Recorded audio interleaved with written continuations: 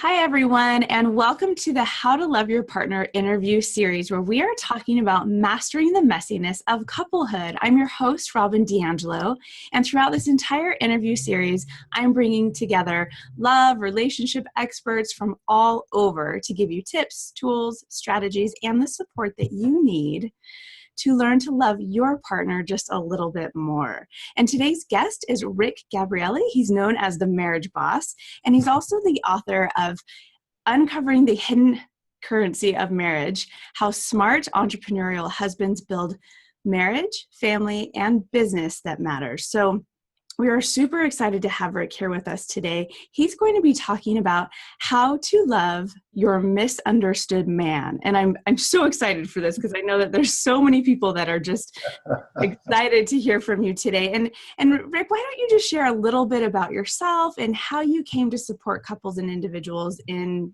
creating wonderful relationships? Well, first, I want to say thank you, Robyn, for having me and putting together such a great program of amazing experts and people who just care so much about love and relationships. So thank you for having me. You're welcome. I guess I was a misunderstood man at one point in my life, for most of my life. And I asked my wife about 5 years ago. I was getting into individual coaching, leaving health and fitness. And I said, what am I good at? And she said, well, you're good at communicating in a marriage. And so a light bulb went off at that moment, and the Marriage Boss was born. I figured if I was having problems communicating, even though she said I was good, she was being kind. I really had a lot of challenges, mostly around communicating money, because I'm a spender and a risk taker, and she's a saver and very conservative. And I'm an entrepreneur, and she was a banker by trade. So we were from different worlds, and no matter how we tried, we really always had challenges communicating about money, and then certainly parenting, marriage, family, all the other things that we struggle with. So I figured if I was having these issues, I bet you a lot of other men were, and certainly couples were. And since doing this work, I found out I was right. Yeah, I bet. Well, and I just want to say the fact that you could go to your wife and say, what am I good at? I mean, that right there, as a therapist, I'm like, that's a pretty great skill to have, to be able to even go and say, hey, I need some feedback from you. So kudos to you on that one. Thank you. And the reason I went to her is because she's the most skeptical person I know. She doesn't believe anything unless she sees it herself. And so I'm the kind who just like jumps first and thinks later. And she's always analyzing and just so conservative. I just married a woman who was completely opposite of me in that area. So when I ask her what she thinks, I really get the truth. Yeah, sounds like it. Well, let's dive in, because I really want to, first of all, just get a picture of the misunderstood man. What does this mean? What does this look like? Share this with us. Well, being from New York and being Italian American, we men are looked at as closed, dark characters who would rather not talk about anything. We don't show our emotions. It's very hard to get inside of us and for us to open up. Yes. So that's only, and really because we behave like that and we look like that. And as a culture, when we get together as a group, there's all kinds of different barriers to entry, not only for the outsiders, but for our women and or partners. Yeah. And so right away we begin as people who are seen as difficult to get to, hard to love, and hard to be loved. So we take pride in not communicating, not opening up, not trusting other people. And so this is the stereotype. Mm-hmm. And I remember being brought up as a young kid. I'm the youngest of 3 kids. My dad said to me as a young kid, he said, son, never trust anybody. And never tell anybody your business, especially a woman, especially not your wife. Oh my goodness. Yeah, so I was brought up with, I was thinking, wow, it's a bad thing to tell people, what I feel and my secrets. And so, because he was brought up, not being able to trust, and it was his story. Mm-hmm. in my story, but I idolized him. So I believed that. And through doing this work, I found out that a lot of other men have had the same story. It's generational and certainly it's regional and cultural. But I was brought up in New York as an Italian man, which is, we're one of the most closed groups out there. Mm-hmm. So as I've begun to do this work and take this journey, which has been a global journey, I'm really realizing that men around the world are known for this kind of thing. And so nothing could be further from the truth. But what it takes is the right person, the right environment, the right partnership, and to build trust and a foundation to get us to open up and to really become who we are, the unfolding, as we say. Oh, the unfolding. That's beautiful. And you said something that I'm really I've been holding on to ever since you said it, which is one of the misconceptions being that you are hard to love and it's hard to be loved. And I'm wondering if you can talk a little bit more about that, because I think it's important for our women to hear, like, what does that mean when we're coming into this relationship with someone who supposedly it's hard to love, right? Well, I think that the thing that is attractive about men in general, but certainly men like this, is that when a man is very quiet or a man is very dark, in the beginning, it's very exciting. It's romantic. It's almost mysterious, and it's almost a challenge to a lot of ladies when they meet a guy like that. They want to try to be the one who gets to him. They want to be the one who breaks through. Mm-hmm. Well, I can open him up. He's going to be like butter in my hands. And so a lot of times what happens is in the beginning of the relationship, certainly when we meet people, even if it's on the first date, we bring our highlight reel with us. Mm-hmm. So maybe we will open up. Maybe we'll talk. A lot of times we'll make stuff up. So if we're on a first date, we might just say, our career is better than it is, or our family life is very functional and everybody's happy and everything's going well. And certainly I don't have any issues. I have no flaws on the first date. And so very often the same thing can happen with our partner. Mm-hmm. And then we go down the road a bit and maybe we get engaged or married or have some kind of committed relationship. And then when times get tough and challenges come, that's when we really talk. And we have to defend, and sometimes we get a provide and protect mentality, and certainly the traditional man. Listen, I'm going to be the king. I'm going to protect my kingdom, and so we take on these roles, and we have models from the past which we may have seen. Maybe our dads were quiet. Maybe they were very strict. Maybe they were, very stern and hard to break into. So we think that maybe if we don't let people in, we can protect and we'll be able to survive. So we go into a survival mode. And so that's what makes it look like we're hard to love. Mm-hmm. Now, I know in my own life, even when I've been like that out in the work world, when I came home, I had this special space and this woman who would really be able to open me up. And, one of the things that she did was she listened to me. So she let me talk about everything that was going on in my life, really from the road. So when we met, I was a salesman on the road. So I would talk to her during the day, and it began this journey and the building of a foundation built on open communication. So I needed to tell her what was going on in order for her to support me and help me to feel loved. And then, I was always a very loving person anyway. Got it. And I'm wondering too, for those that are listening, for our women audience members, Rick, can you talk a little bit about what happens to a man when they feel constantly misunderstood? What happens for them? Well, one of the things that occurs in a relationship is that when we start out together, and it's during the courtship and or the honeymoon period, we really are the number one thing in that other person's life, at least for a time. Mm-hmm. And we're certainly leading up to marriage, as you may know, and people who are listening may know. It's just about the couple. The couple is everything. It's just, we're just grooving it. It's like me and you, baby, honey, all this stuff. And then things like marriage and that commitment can sometimes be really big. Living together for the first time and getting to know somebody gets really big. Forget about children. When children enter, especially for men, in my case, I can tell you when my first son was born, for the first year, I felt like I didn't even exist.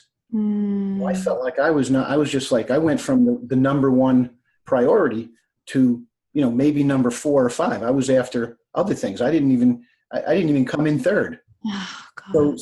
So what we do is we retreat at that point. We men retreat. And then, so these are things to look out for. Now, everybody warns you. You say, listen, be careful when you get married, when you get a house, when you have expenses, when you start managing money together, when you have kids. Mm-hmm. But you can't really know this stuff until you get into it. Right. And I've managed to live by, a simple rule. I say source, self, spouse, and suspect. I call it the 4 S's. But what I do is I maintain my connection to source, whatever you want to call that, universal, divine, God energy, whatever you want to call it. And then self, maintain my connection to myself. And then my spouse. And I try to keep those things in order. And then suspect is where my money comes from, my career, my clients, my kids, my family, my outside things. So I use this little system to keep things in priority. So it's source, self, spouse. So, and if my wife does the same thing, and for those of you listening, if you maintain that same order, you're going to find you have a lot more energy. You're not as stressed out by these other things, and you can keep the commitments and stay in touch with your partner, husband, lover, whatever it is. And so you can love easier and be loved easier. Wow. I'm really, really digging the 4 S's. I like that. I like having a nice kind of structure, right? And especially if the two of you are on the same page, there's not that miscommunication. That's not, why am I not number one? It's like, well, we have we have the structure. Well, if you think about it, a lot of times when a woman has a child, that child is the only thing that exists anymore for her. She actually even lets go of herself to give everything to this child. And I can tell you from experience, my wife is 54. We're going to be married 28 years. We're together almost 30. I have a 22 and 16-year-old son. And those boys are still her biggest priority. So she needs to remind herself of this order all the time. It's a lot easier for men typically to keep that order. A lot of times what men will do is men will put their job ahead of their spouse or themselves. We think, well, now that she has this to do, I'll go out and make money, or I'll keep myself busy with some other things. It could be extracurricular activities, could be even destructive behaviors in response to, this upheaval of our system. But what I will do is I will go out there and keep myself reminded of it, and then try to remind her of it. Listen, it's hard for a woman to say, okay, I'm a woman first, and then I'm a wife, and then I'm a mother. Yeah. Usually you get it flipped. So mother comes first, and that takes a lot of energy, and it doesn't always recharge you right away. Right. And I want to go back to something that you talked about earlier too, about like this unfolding that happens, right? And that you have a relationship with your wife, especially early on, where you went out and you worked and you did your thing, and then you came home and you were able to kind of open up, and that unfolding happened. And I'm wondering if you can share with our audience, what are ways that we can kind of cultivate that unfolding or that opening up process with our partners? I'm going to tell you 2 stories. Okay. The first one is that when I met my wife and I started dating her, I really found her to be so unique, so warm, so compassionate, caring. She was like the whole package. When I met her, I was just blown away. So before the first date, I said, I really want this to go well. So I was doing my best to get prepared, and it was a blizzard. Oh my gosh. So we couldn't get together. So I am a very impulsive, instant gratification type of guy. I called, I said, oh my God, I want to get to you somehow. She said, well, it's no big deal. We'll just reschedule. No, you don't understand. We can't, we got to go out tonight. And she said, well, it's a blizzard. We can't go out tonight. Okay. So disappointed. I make another date. A couple days later, another blizzard. Oh my gosh. get thrown out for a second time. I said, listen, I'm going to borrow my friend's Jeep. I'm going to drive to you. I'll go in the snow. And it was like, National Weather Service type of reports. No, don't drive. Okay. She says, no, we'll just get together another time. So I'm feeling this slipping away. I'm thinking, this is the woman of my dreams, and it's not going to work. So we make a third date, and we make it to the date, and the date goes great. I was waiting. I think it took over a week to get this date, underway. So I was so impatient. We get to the date. I said to myself after the date, and I said, God, I will do anything to get a second date with this woman. Please just let me get a second date. So I get a second date. We have a terrific time. And I said, please, God, let me get a third date with this woman. I'm telling you, please, I will do anything. Just let me get another date with this woman. Get a third date. Same thing. Please, God, let me get a fourth date. It's now almost 30 years later. And every day I just say, please, God, let me get another date with this woman. Tonight, let me go out with her again tonight. Let her say yes.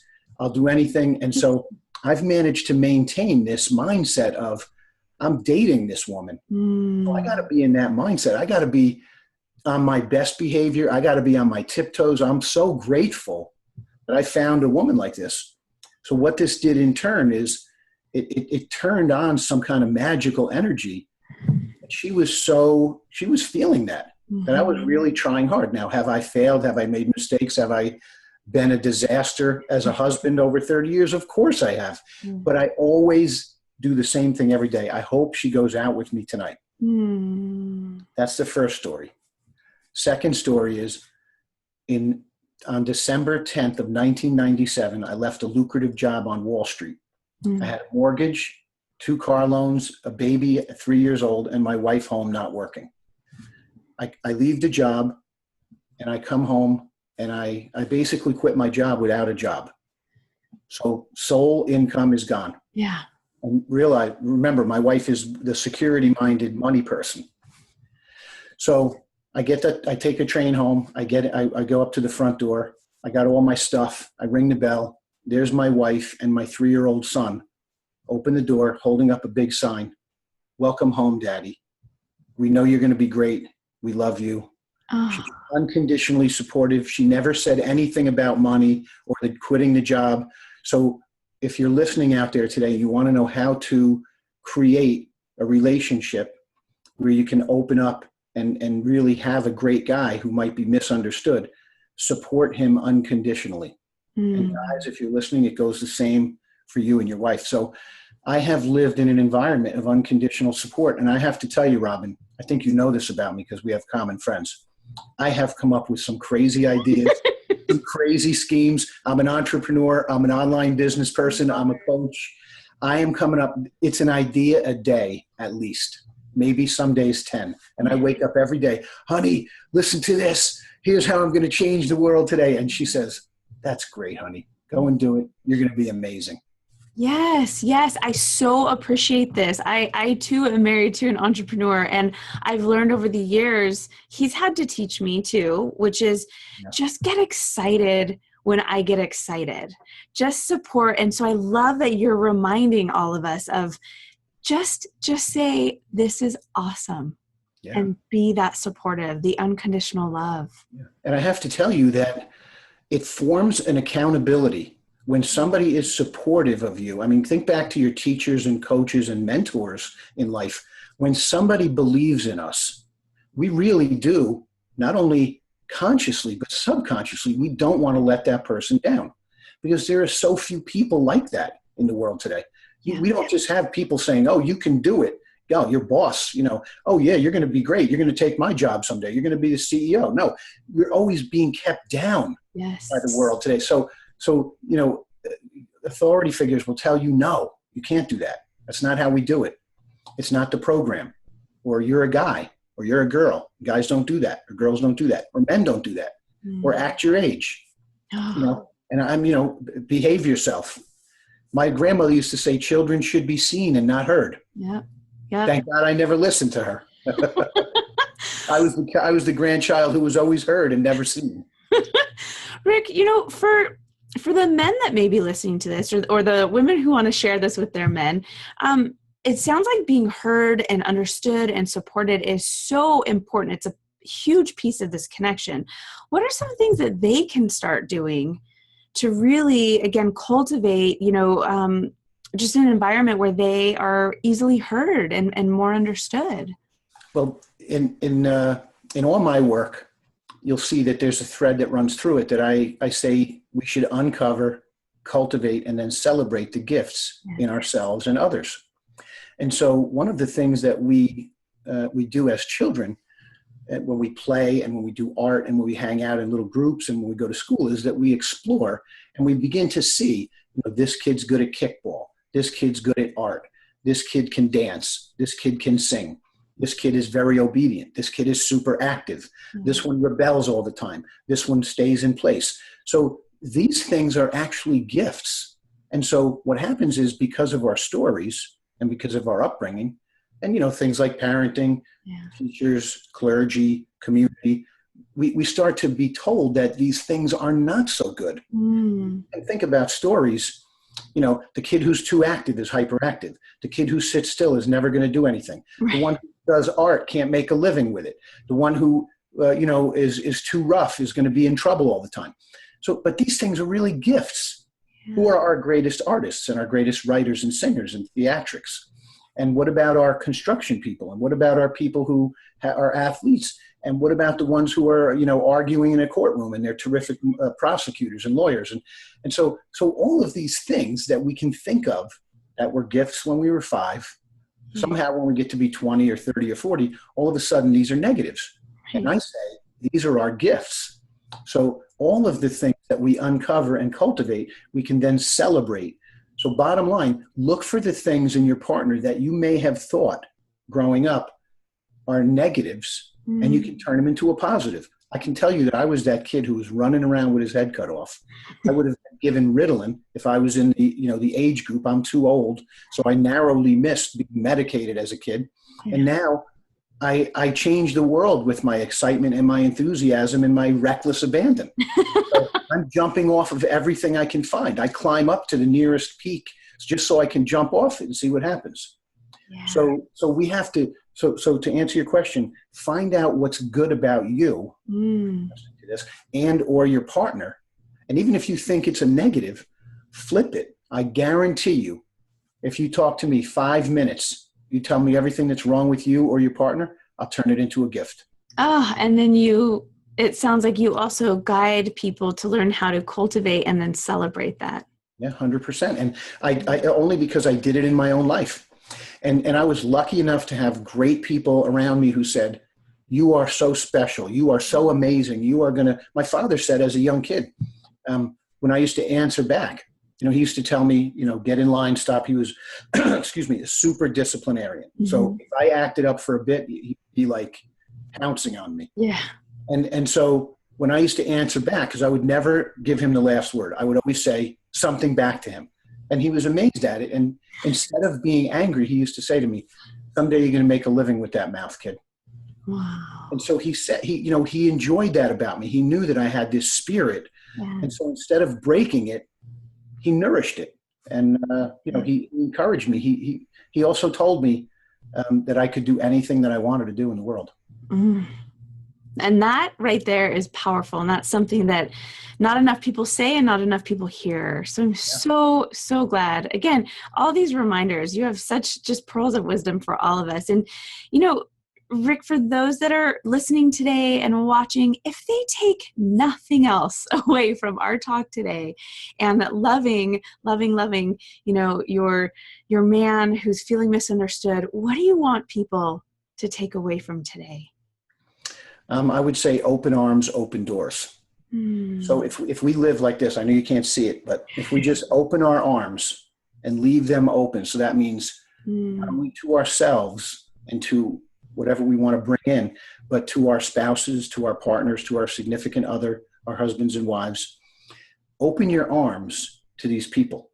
This is where everybody wants to be. They always want to be in an emotional or a physical hug.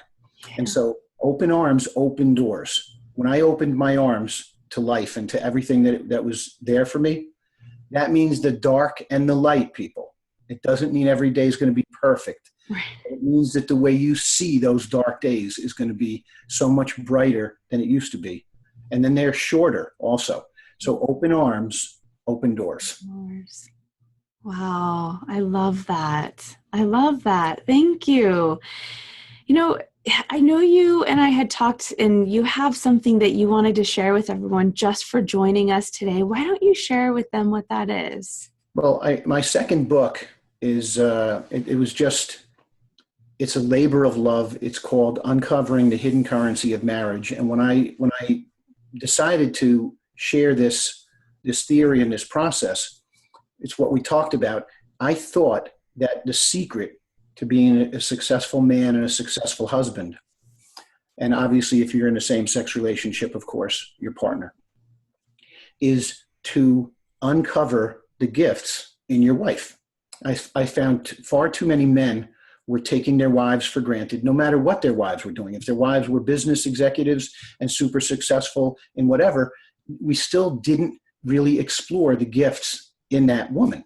Mm-hmm. So this book, Uncovering the Hidden Currency of Marriage, is all about finding the gold, thus the currency, in your woman, and how that can be translated to gold in every other area of your life. Build a successful marriage, and you'll have a successful family, and then you will have a successful business. And I studied thousands of people over my entire life, and all the people who did this, and they really did it consciously. They just didn't make it look good on the outside. Forget the highlight reel. We're talking real world stuff that in their living rooms and their dining rooms and bedrooms, they were consciously looking for the good in their partner every day. They were never dwelling on the negative. We all have flaws. Yeah. They're not important. Forget that. Just focus on the gold, and it will spill over into every other area of your life. So I'm giving everyone a free copy of that book. Oh my goodness. So generous. Thank you. Thank you. Oh, wow. And for those who may, want to work with you, find out more about you, learn, you have something called the Marriage Lab, right? Yep. The Marriage Lab is something that my dog, Jack, and I conceived of. Jack is a chocolate lab, so he's a Labrador retriever. He's 12 years old. And so after observing my wife, Carol, and I for the past 12 years, he came up with a lot of tips and tricks that he thought could help other men stay out of the doghouse. Love it. So we developed the Marriage Lab. So it's not only a lab, the dog, but it's a laboratory for building a better marriage and a family and business that matters. And you can find it at marriagelab.us, and you may put the link in the show notes. Yep. And that's a community of good men. What I want to do basically is help 1,000 hero husbands recommit to their marriage in the next 12 months.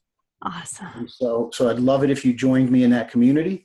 It's fabulous. It's a place where good men can go to get more information, more education, more inspiration, and join with others who may be misunderstood. And because we really know we want the same things as our women. And if you want to connect with me, you can connect with me there, or you can go to themarriageboss.com and you'll find all my goodies. And the site is just packed full of everything from a podcast to resources and tons of free stuff and just lots of great content. And, I can't say enough about that site. So yes, I know. Me too. I've been there. You have so many resources on there that I've signed up for. I'm like, oh my gosh, this is really great. And I've shared with my husband. So everyone check out the website, check out all these resources. Again, Rick, thank you so much for being here and sharing all of your wisdom with all of us.